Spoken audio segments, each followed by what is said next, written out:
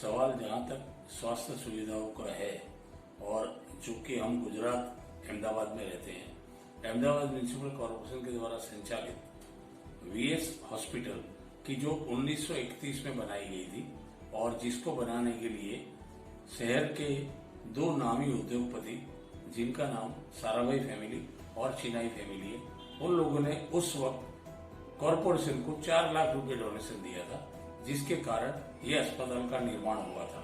और 1931 से लेके 2018 के अंत तक इस अस्पताल को कॉरपोरेशन ने चलाया है।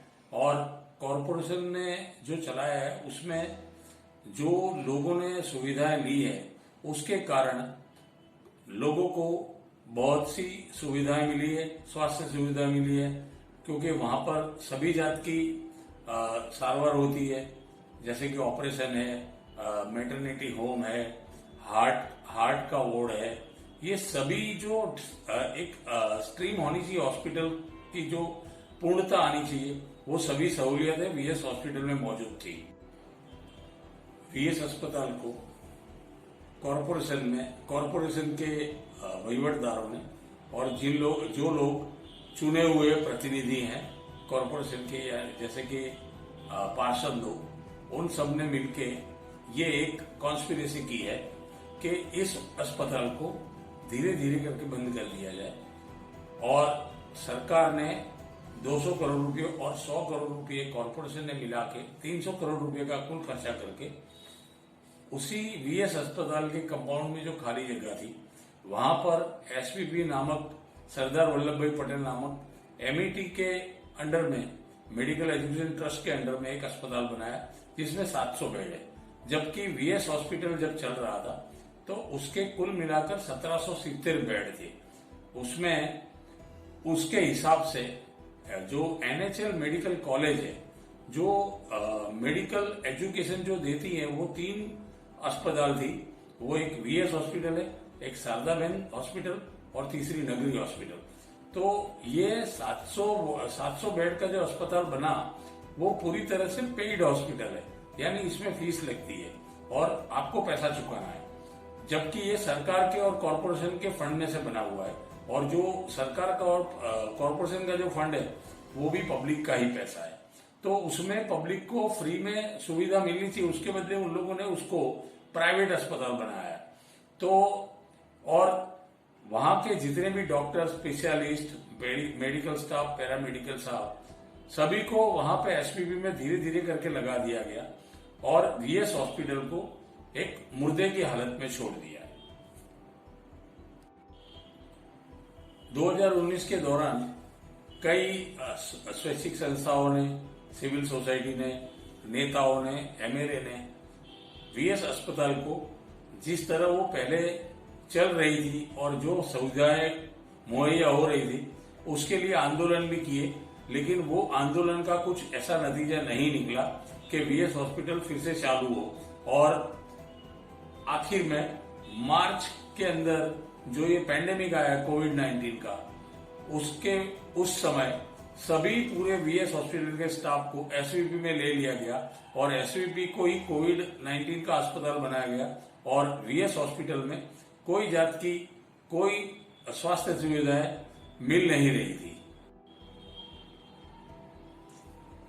भारत के संविधान में नागरिकों को जो आर्टिकल 21 के नीचे जो liberty of life with dignity दी गई है, और सुप्रीम कोर्ट के कई जजमेंट के अंदर हेल्थ फैसिलिटी को और मेडिकल हेल्थ केयर को एक फंडामेंटल राइट्स का एक पार्ट माना गया है। इसके लिए और दूसरा के संविधान के अंदर जो स्टेट लिस्ट है शेड्यूल 7 में, उसके अंदर आइटम नंबर 6 पे राज्य सरकार को ये सब अस्पताल, नर्सिंग, हॉस्पिटल, आइसोलेशन वार्ड और मेडिकल एजुकेशन तक की व्यवस्था करने का ऑब्लिगेशन है। और वैसे उसी तरह जीपीएमसी act, Gujarat municipal provincial municipal corporation act के तहत सेक्शन 63 के अंदर भी ऐसा ही प्रावधान है। और दोनों ही कानून में इन सब मेडिकल सुविधाओं के लिए अगर किसी भी नागरिक को मेडिकल स्वास्थ्य सुविधा की जरूरत पड़ती है, उसमें उनसे पैसे लेने का या फीस लेने का कोई प्रावधान नहीं है। इसलिए ये नागरिकों का एक फंडामेंटल राइट है और राज्य सरकार और कॉरपोरेशन की ये फंडामेंटल ड्यूटी है, और उससे नागरिक से उन लोगों को पैसे नहीं लेना है और ये सर्विस मुहैया करानी है।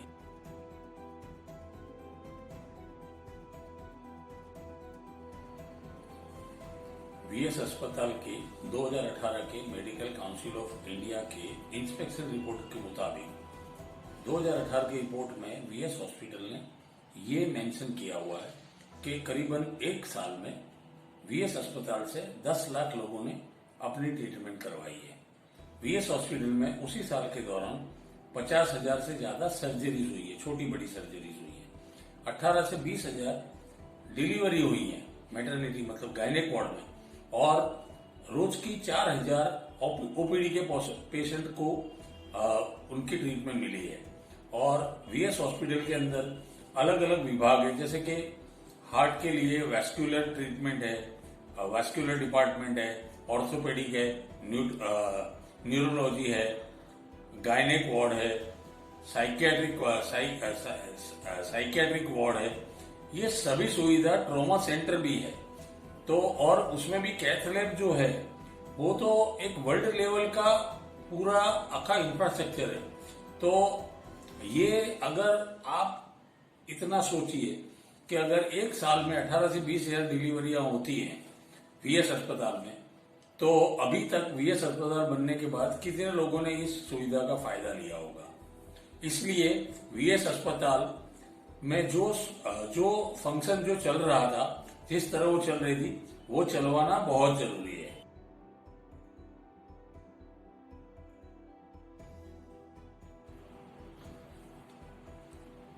अगर वीएस अस्पताल को जिस ढंग से 2018 के पहले चालू था, इस ढंग से अगर चालू नहीं किया जाए, तो नेशनल हेल्थ मिशन के रिपोर्ट के मुताबिक उसके जो फाइंडिंग है उसी को ध्यान देकर मैं आपको बता रहा हूं कि किसी भी नागरिक का या किसी भी फैमिली का 40 से लेकर 55% तक उसके पॉकेट का उसकी जो इनकम है वो हेल्थ में खर्चा हो जाएगी। तो अगर हेल्थ में अगर इतना पैसा उसको खर्चा करना है, तो फिर सरकार को या कॉरपोरेशन को स्वास्थ्य कर के नाम पे ये पैसा भी लेना बंद करना चाहिए या इसको चालू करना चाहिए। क्योंकि अगर लोगों को ये सुविधाएं नहीं मिलेगी और टैक्स का पैसा लेगी, तो नागरिकों का एक मूलभूत अधिकार का हनन होगा।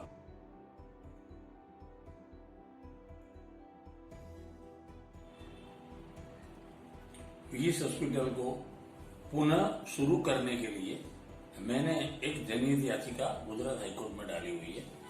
क्यों कि अहमदाबाद म्युनिसिपल कॉर्पोरेशन का जो एरिया है, टेरिटोरियल एरिया है, वो भी काफी बढ़ गया है और अभी करीबन अहमदाबाद शहर में 80 लाख लोग रहते हैं। और दूसरी बात कहूं तो जो रेवेन्यू इनकम है कॉर्पोरेशन की, वो भी करीबन 80% बढ़ी है 2011 के मुकाबले। तो ये जो खर्च करना है वो प्रजा के जो टैक्स के जो पैसे आ रहे हैं उसी में से करना है। तो ये सब चीजों को देखते हुए वीएस हॉस्पिटल का चालू करना बहुत जरूरी था। इसलिए मैंने जनहित याचिका इसीलिए डाली है कि ये नागरिकों का एक मूलभूत अधिकार है, इसलिए। और दूसरा कि इसको बिना किसी कार्रवाई के और बिना बताए और किसी के ओपिनियन को लिए बिना इस अस्पताल को बंद कर दिया गया है।